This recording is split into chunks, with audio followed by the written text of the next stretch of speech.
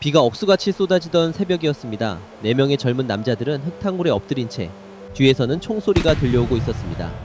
그 가운데 한 사람은 발목을 심하게 다쳐 걷지도 못할 정도였습니다. 그런데 이들이 지나가던 곳은 지뢰가 어디에 묻혀 있는지 아무도 알 수 없는 위험한 땅이었죠. 이 사실이 더더욱 모두를 긴장하게 만들었습니다. 몇 주 뒤 이들을 조사하던 국정원 조사관이 지도를 들여다보다가 손을 멈췄습니다. 여기를 걸어서 넘었다고요? 놀란 표정으로 여러 번 여기를 걸어서 되물었습니다. 지나왔다고요? 과연 이 네 사람은 누구였고 그날 밤에는 무슨 일이 있었던 걸까요? 오늘은 군사분계선을 맨발로 넘은 4명의 병사 이야기를 전해드리려 합니다. 이야기를 시작하기 전에 구독과 좋아요로 응원해주시면 큰 힘이 됩니다.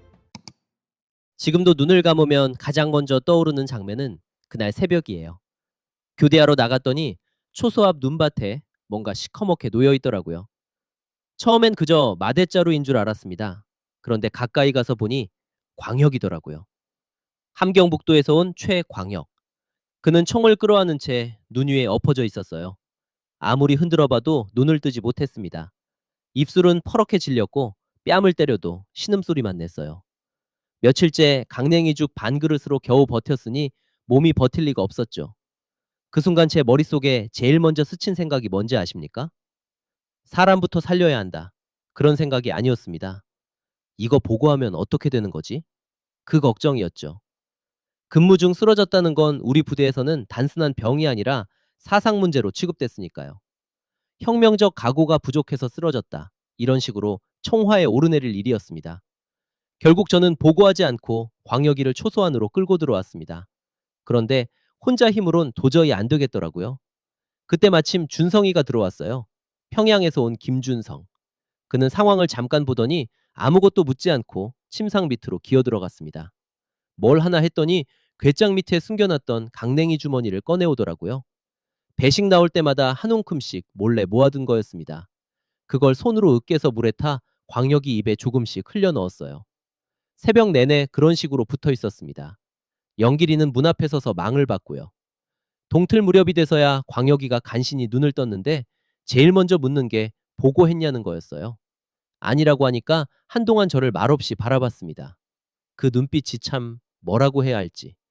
고맙다는 것 같기도 하고 이제 너도 공범이야 라는 것 같기도 했죠. 아마 둘 다였을 겁니다. 그 일이 있고 난 뒤 열흘쯤 지났을까요? 배고픔이 정말 한계까지 왔습니다. 저녁이면 초소 및 협동농장 밭에서 누군가 감자를 캐는 게 보이곤 했거든요. 기실 냄새가 난리 없는데도 자꾸 감자 냄새가 나는 것 같은 느낌이 들었어요. 결국 어느 밤엔가 우리 넷이 슬그머니 내려갔습니다. 누가 먼저 가자고 했는지도 이젠 기억이 잘 안 납니다. 그냥 서로 눈빛만 주고받고는 다 같이 일어섰죠. 밭에 엎드려 맨손으로 감자를 팠습니다. 땅이 얼어붙어서 손톱이 다 깨졌지만 그 순간엔 아픈 줄도 몰랐어요. 그런데 갑자기 저쪽에서 발소리가 들렸습니다. 농장 경비였죠. 손전등 불빛이 밭 고랑을 훑기 시작하는데 심장이 금방이라도 터질 것 같았어요. 그때 영길이가 반대편 수풀에서 일부러 기침을 크게 했습니다. 불빛이 그쪽으로 가는 틈에 셋이 도랑을 따라 재빨리 빠져나왔죠. 영길이는 한참 뒤에야 혼자 돌아왔는데 온몸이 다 젖어 있었습니다. 물도랑에 엎드려 있었던 거예요. 그날 밤 초소 뒤에서 감자를 구워 먹었습니다. 겉이 까맣게 탄 감자를 넷이 나눠 먹는데 광혁이가 어머니 이야기를 꺼내다가 갑자기 고개를 돌리더라고요. 어머니가 장마당에서 장사하셨는데 비 오는 날은 장사가 안 돼서 집에 오면 감자국만 끓였다고요. 한창 얘기하다가 말이 멈췄습니다. 그 분위기를 바꾸려고 했던 건지 준성이가 갑자기 평양 얘기를 꺼냈어요. 아버지가 기관에서 일해 어릴 땐 이런 걸 먹을 일이 없었는데 지금 먹는 이 탄 감자가 그 시절보다도 더 달게 느껴진다고요. 그 말을 듣고 영길이가 처음으로 소리내 웃었습니다. 감자를 다 먹고 나선 쟤까지 발로 비벼 껐습니다. 껍질 한 조각도 남기지 않았죠. 혹시라도 걸리면 한두 사람 문제가 아니었으니까요. 겨울이 막 풀리기 시작하던 때였습니다. 그 사이 감자서리는 2번이나 더했고 우리 4명은 서로 근무를 바꿔주는 사이가 되어 있었습니다. 그러던 어느 날 새벽 순찰을 돌다 이상한 걸 봤어요. 철책 아래 여기저기 하얀 것이 바람에 퍼덕이는 소리를 내고 있었습니다. 처음엔 새가 걸린 줄 알았는데 가까이 가보니 종이었어요. 삐라였습니다. 남쪽에서 날아온 적지물이었죠. 바람이 이제 남쪽에서 불어오기 시작한 겁니다. 규정은 뻔히 알고 있었습니다. 발견 즉시 소대장에게 보고하고 모두 모아서 매수까지 세고 나서 소각할 때 입회해야 했죠. 내용은 눈으로도 보면 안 되는 게 원칙입니다. 그런데 그날은 이상하게도 손이 먼저 움직였습니다. 주변을 둘러본 뒤 한 장을 접어 군복 안주머니에 숨겼어요. 나머지는 규정대로 걷어넘겼고요. 매수 보고할 때 괜히 목소리 떨릴까봐 일부러 헛기침을 했던 기억이 납니다. 그날 하루가 어찌나 길었는지 모릅니다. 가슴 안쪽에서 종이가 바스락거릴 때마다 등줄기에 식은땀이 흘렀어요. 밤이 되어서야 겨우 변소에 숨어 문을 잠그고 펼쳐보았습니다. 사진이었습니다. 남조선 거리 사진이었어요. 밤인데도 거리가 낮처럼 환했고 길엔 자동차가 줄지어 있었고 사람들이 환하게 웃으며 뭘 먹으며 지나가고 있었습니다. 학교에서 배운 남조선은 거지가 넘쳐나는 곳이라 했거든요. 아, 조작된 거겠지. 그렇게 믿으려 했습니다. 그런데 사진 구석구석이 좀 달랐어요. 길가에 세워둔 자전거나 가게 앞에 내놓은 화분 같은 것들 말입니다. 선전용이라면 그런 디테일까지 굳이 찍지 않았을 것 같았습니다. 그때 등 뒤에서 인기척이 났습니다. 종이를 움켜쥐고 돌아보니 광혁이가 서 있었어요. 이제 끝났구나 싶더라고요. 그런데 광혁이 손에도 똑같은 종이가 들려 있었습니다. 우리 둘 잠시 그렇게 말없이 서 있었죠. 먼저 웃은 건 광혁이었습니다. 소리도 못 내고 어깨만 들썩이면서요. 그런데 일이 거기서 끝나질 않았습니다. 이틀 뒤 갑자기 불시 검열이 있었습니다. 소지품 검열이었죠. 아침 점검이 끝나자마자 모두 사물함 앞에 서라는 명령이 떨어졌어요. 저는 삐라를 요 밑에 숨겨놓고 있었거든요. 심장이 떨어지는 줄 알았습니다. 대열이 움직이는 아주 짧은 틈을 타 초소 안으로 먼저 뛰어들어가서 벽 금간 틈에 종이를 밀어넣고 흙으로 덮었습니다. 손가락이 떨려서 2번이나 떨어뜨리기도 했어요. 검열은 2시간이나 이어졌습니다. 요를 들추고 사물함을 엎고 군화 밑창까지 죄다 뒤졌죠. 제 차례가 됐을 땐 숨쉬는 것조차 잊고 있었습니다. 다행히도 벽틈은 아무도 들여다보지 않았어요. 하지만 문제는 그 뒤였습니다. 검열이 끝났는데도 보이지도원이 남아있는 겁니다. 초소원들을 한 줄로 세우더니 최근 이 구역에서 회수된 적짐을 매수와 신고한 숫자가 맞지 않는다며 각자 따로 조사하겠다고 했죠. 맨 먼저 불려 들어간 건 영길이었습니다. 문이 닫히는 소리를 들으면서 저는 그저 벽틈에 발라둔 흙이 말랐을지 그 생각만 하고 있었습니다. 신문은 한 사람당 30분씩 진행됐어요. 제 차례가 오자 보이지도원이 책상에 삐라 한 장을 펼쳐두고 있더군요. 아마 다른 초소에서 걷어온 거겠죠? 이걸 본 적 있냐고 물어서 못 봤다고 했습니다.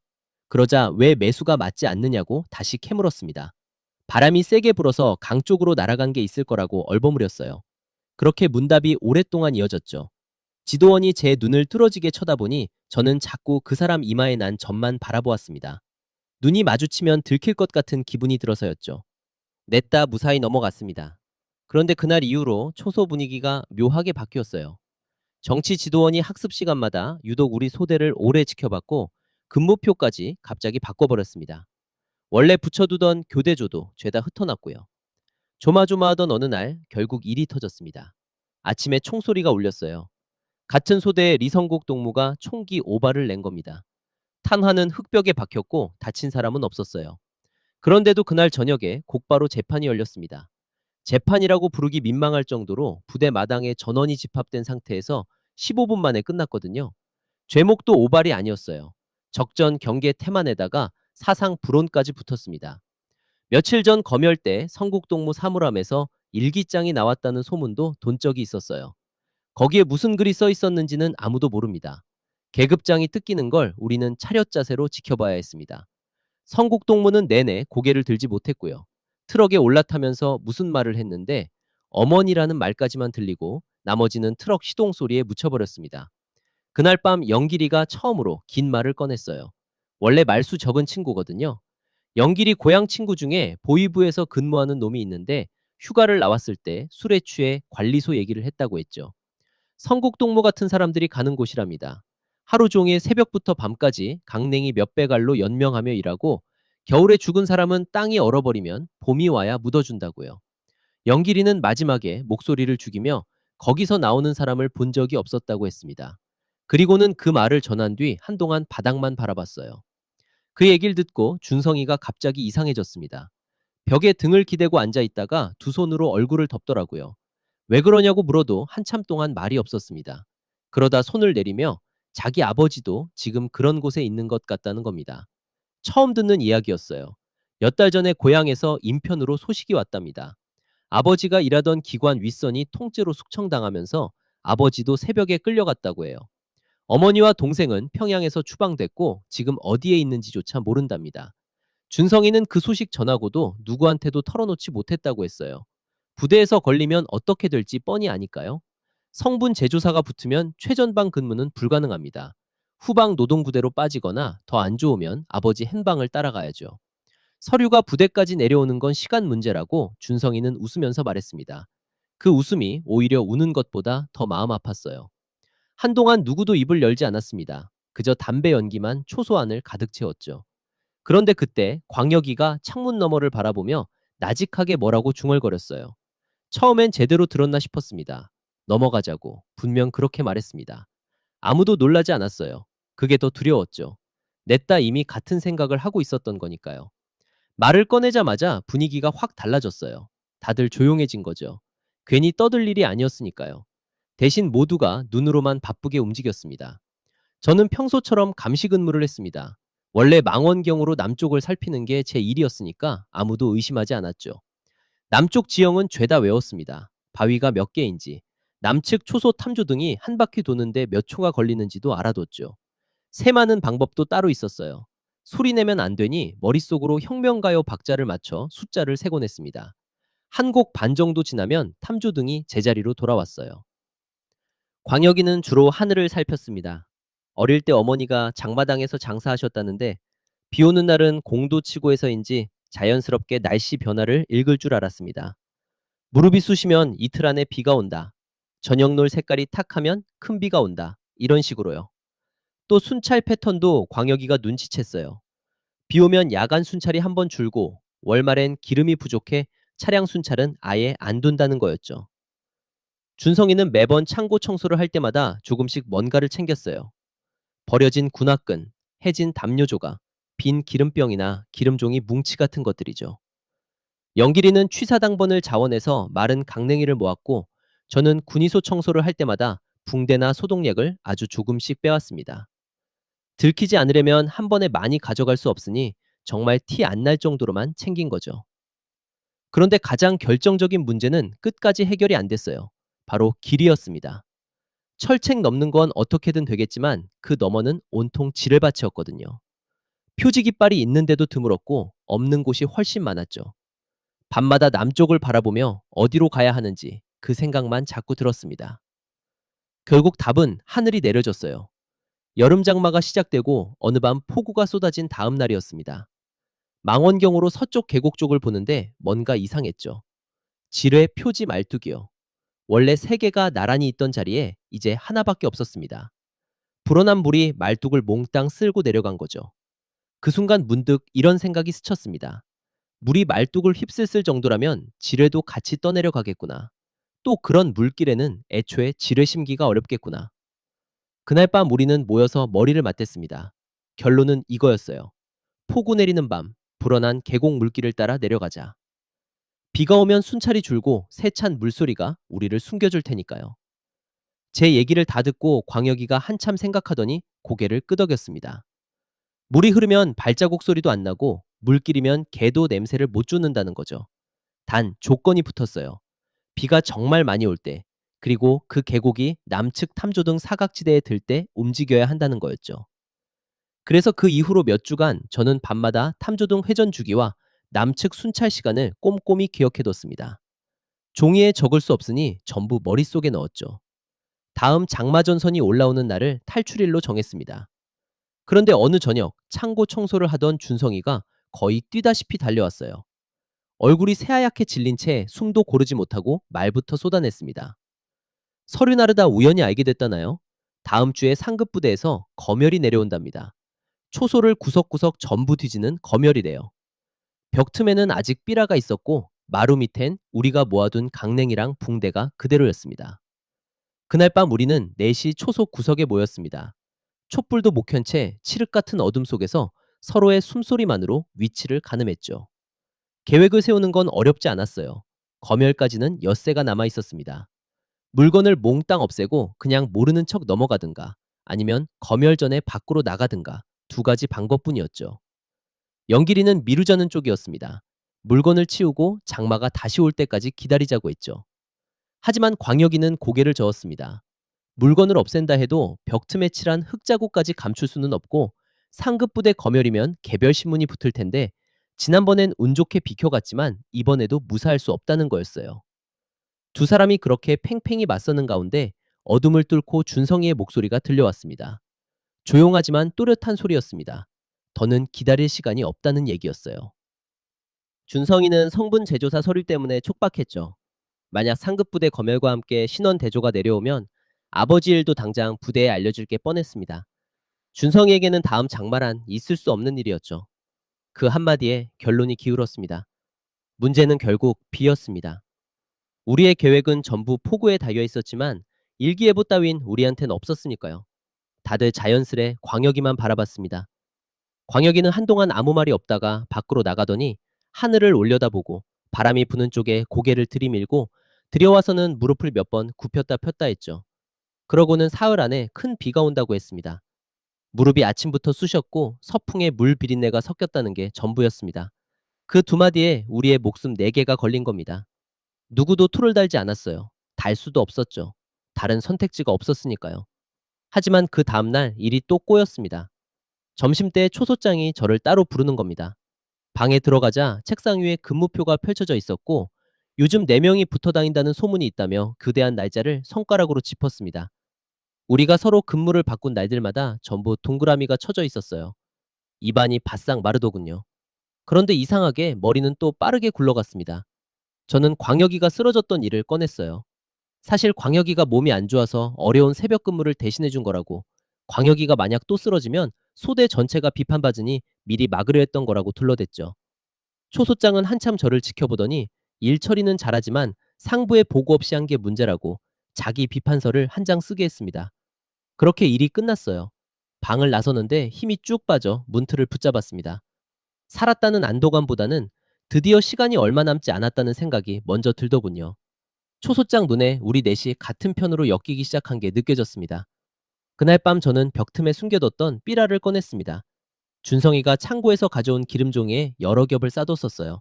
물에 젖으면 안 되니까요. 왜 굳이 그렇게까지 했느냐고 물으실 수도 있겠지만 그 삐라가 우리에게는 증거였습니다. 우리가 왜 건너는지 저쪽에 보여줄 수 있는 유일한 물건이었거든요. 이틀째 저녁, 광역이 말대로 하늘이 낮아지기 시작했습니다. 서쪽 산을 넘어오는 구름색이 시커멓고 바람에는 흙냄새가 섞여 있었죠. 바로 비 오기 전 특유의 그 냄새였습니다. 그날 밤 광혁이가 아껴두었던 담배 한 대를 꺼내 모두에게 돌렸어요. 한 모금씩 입안에 머금고 넘기는데 아무도 말하지 않았습니다. 담배를 다 피운 뒤 광혁이는 꽁초를 비벼끄면서 약속을 다시 확인했습니다. 들키면 뿔뿔이 흩어진다. 잡히면 서로 아무것도 모르는 척한다. 한 사람이라도 넘는다. 한마디씩 나올 때마다 셋이 차례로 고개를 끄덕였습니다.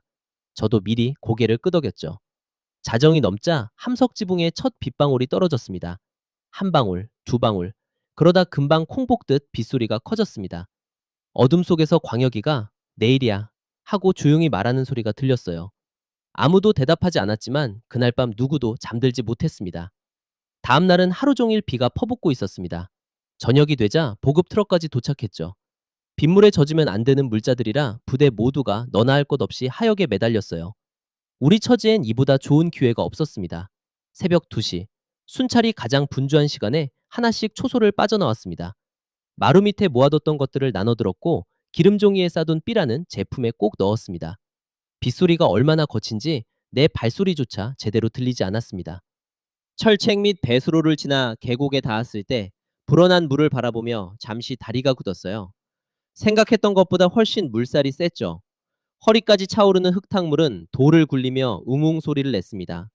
그 물을 한참 바라보다가 광혁이가 군화끈을 풀어 자기 허리에 감더니 말했습니다. 쓸리면 함께 죽는다. 그래도 묵자. 흩어지는 것보단 낫지. 아무도 토를 다는 사람 없었어요. 4명이 한 줄로 이어져 물에 들어섰습니다. 제가 앞에서 막대기로 바닥을 더듬으며 나아갔어요.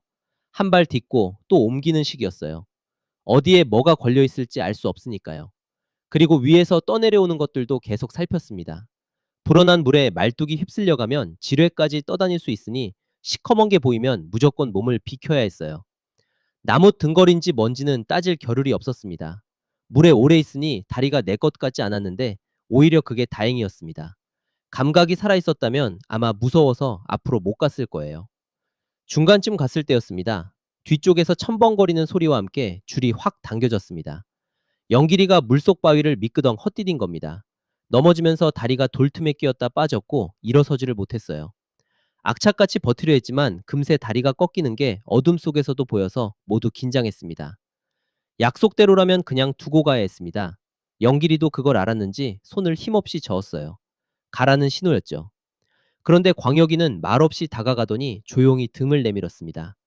영길이가 고개를 젓는데도 아랑곳하지 않고 그대로 들쳐업은 채 약속은 잡혔을 때 하는 거야 하고는 다시 물살을 헤치기 시작했습니다. 사태가 바뀐 건 그 몇 초 사이였습니다. 얼마 안 가서 북쪽 능선에서 탐조등이 번쩍 켜졌고 계곡 전체를 비추기 시작했어요. 저희는 그대로 물속에 엎드려 코만 내놓았습니다. 불빛이 머리 위를 두 번 지나가더니 곧 총소리가 터졌어요. 한 발, 두 발. 그 다음엔 헤아릴 수 없이 쏟아졌죠. 총알이 물에 박히며 퍽퍽 소리가 났습니다. 그때 이상하게도 어머니 생각은 나지 않고 벽 틈에 흙 바르던 내 손가락이 문득 떠올랐습니다. 사람이 죽기 직전엔 이런 별의별 생각이 다 드나 봅니다. 총성이 뜸해지자 광혁이가 줄을 다시 당겼어요. 저희는 반쯤은 기어서 반쯤은 물에 쓸려가듯 계곡을 따라 내려왔습니다. 얼마나 갔을까? 어둠 속에 하얗게 박힌 군사분계선 표지 말뚝이 스쳐 지나갔습니다. 그 곁을 지날 땐 별다른 감정도 없었습니다. 실감이 나지 않았어요. 그냥 말뚝 하나였으니까요. 겨우 물에서 빠져나와 남쪽 수풀로 몸을 굴렸을 때 눈앞이 갑자기 대나처럼 환해졌습니다. 남측 탐조등이 우리를 정면에서 잡은 거였어요. 스피커에서는 쩌렁쩌렁한 탄 목시가 울렸습니다. 정지하라. 움직이면 발포하겠다는 경고였습니다. 등 뒤엔 북쪽의 총, 눈앞엔 남쪽의 총이 있었습니다. 그 불빛 속에서 제일 먼저 움직인 사람은 광혁이었어요. 영길이를 업은 채 무릎을 꿇더니 두 손을 머리 위로 뻗고는 목이 찢어져라 외쳤습니다. 귀순한다. 쏘지 마라. 무기 없다. 그 세 마디를 몇 번이고 반복했죠. 저희도 따라 손을 들고 무릎을 꿇었어요. 빗물인지 눈물인지 모를 것이 얼굴을 타고 흘러내렸습니다. 얼마나 시간이 흘렀을까요? 숲풀 사이에서 군인들이 나타났습니다. 총구는 여전히 저희 쪽을 겨누고 있었죠. 한 명이 다가와 금속 탐지기를 들이댔고 옷도 샅샅이 뒤졌어요. 그러다 제 품에서 기름종이 뭉치가 나오자 순간 분위기가 얼어붙었습니다. 폭발물로 착각했던 거겠죠? 병사가 한 발짝 뒤로 물러서는 걸 보고 저는 떨리는 목소리로 종이입니다. 그것 때문에 온 겁니다. 라고 말했어요. 병사가 조심스럽게 풀어보니 안에서는 마른 삐라가 나왔죠. 그 병사는 종이와 저를 번갈아 보더니 눈빛이 조금 달라진 걸 지금도 기억합니다. 무전기 소리가 오가고 영길이 발목엔 부목이 대졌어요. 한 병사가 물통을 건네주며 이제 괜찮으니까 천천히 마셔요 라고 말했습니다. 그 말투가 뭐랄까요? 저희가 이전에 듣던 괴뢰군 말투가 아니었어요. 그냥 사람 목소리였죠. 그날 저희는 후방 조사기관으로 옮겨졌습니다. 일명 국정원 합동신문이라고 하더군요. 들어가자마자 넷 모두가 바로 떨어졌습니다. 방도 따로, 밥도 따로. 몇 주 동안 서로 얼굴조차 볼 수 없었어요. 조사는 매일 이어졌습니다. 같은 질문이 반복됐죠. 오늘은 초소 인원이 몇 명이었는지, 며칠 뒤에는 근무 교대 시간이 언제였는지, 또 다른 날에는 다시 초소 인원을 물었습니다. 나중에 알게 됐지만 넷의 진술을 일일이 맞춰보던 거였어요. 위장 침투를 막기 위해서였죠. 처음에는 서운했습니다. 목숨 걸고 왔는데도 못 믿나 싶었거든요. 하지만 시간이 지나 생각해보니 그 사람들 입장에서는 너무도 당연한 절차였겠구나 싶었습니다. 그러다 어느 날 조사관이 책상 위에 큼지막한 지도를 펼쳤어요. 저희 초소 일대 지도였습니다. 이동 경로를 짚어보라길래 배수로부터 계곡, 물길, 표지 말도까지 손가락으로 따라 그렸죠. 그런데 중간쯤에서 조사관이 갑자기 제 손목을 잡더니 지도에 바짝 눈을 들이대며 이 구간을 진짜 이렇게 통과했냐고 물었습니다. 목소리가 전과는 달랐어요. 알고 보니 미확인 지뢰지대였습니다. 남쪽 지도에도 통과 불가 구간으로 표시돼 있다고 하더군요. 저는 폭우가 내렸던 이야기, 말뚝이 떠내려가는 걸 봤던 이야기, 물길 바닥에는 지뢰가 못 버틴다는 이야기, 그리고 물살의 세기와 탐조 등 주기까지 맞춰 들어갔다는 이야기까지 모두 설명했습니다. 조사관은 아무 말 없이 일어나더니 옆방에서 사람 2명을 더 불러왔어요. 같은 내용을 3번이나 반복 설명했습니다. 마지막엔 그중 한 분이 지도를 한참 들여다보다가 고개를 절레절레 저으셨어요. 이걸 정말 병사 넷이 계산하고 지나갔다는 게 믿기지 않는다면서요. 나중에 담당관에게 들은 이야기입니다.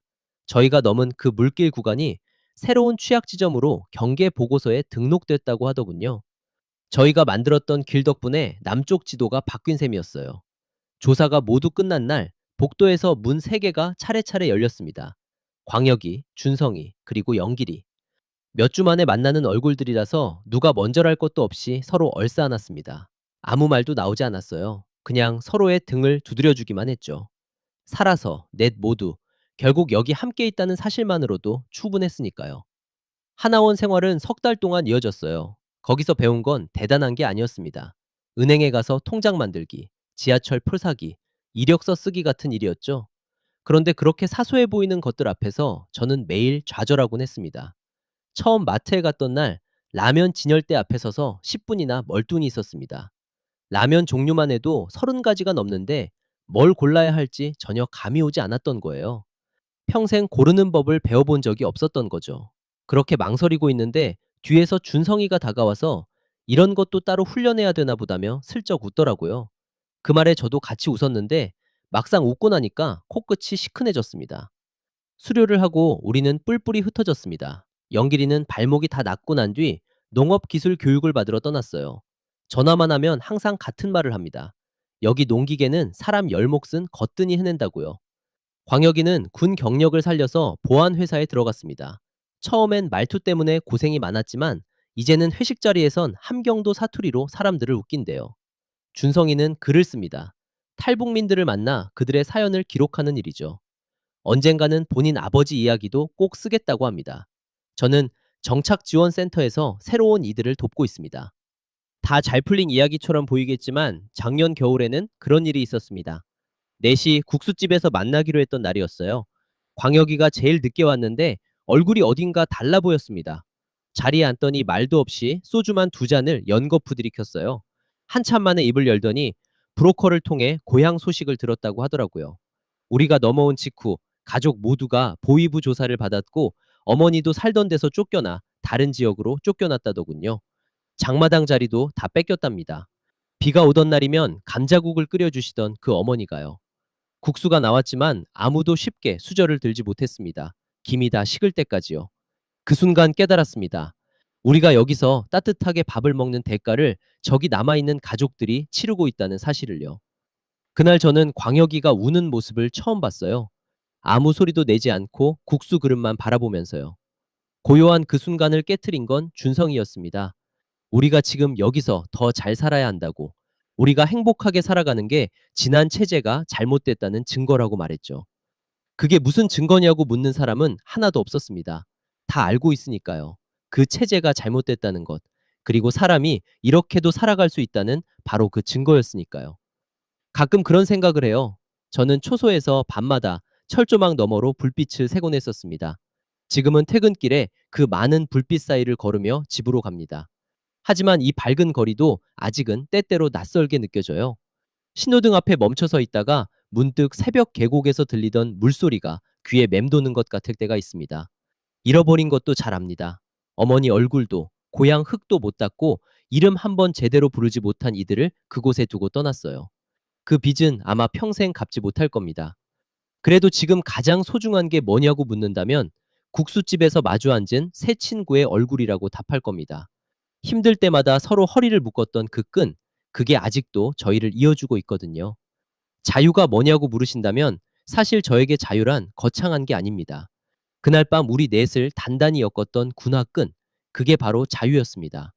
혼자였다면 절대 건널 수 없었을 그 물을 함께여서 건널 수 있었으니까요. 오늘 사연 어떻게 들으셨나요? 오늘은 목숨을 걸고 군사분계선을 넘어온 4명의 병사 이야기를 전해드렸습니다. 이들의 용기와 선택에 대해 여러분은 어떤 생각이 드셨나요? 댓글로 여러분의 생각을 남겨주시면 좋겠습니다. 그리고 사연들이 계속 전해질 수 있도록 구독과 좋아요도 부탁드려요. 지금까지 평양사연이었습니다. 들어주셔서 감사합니다.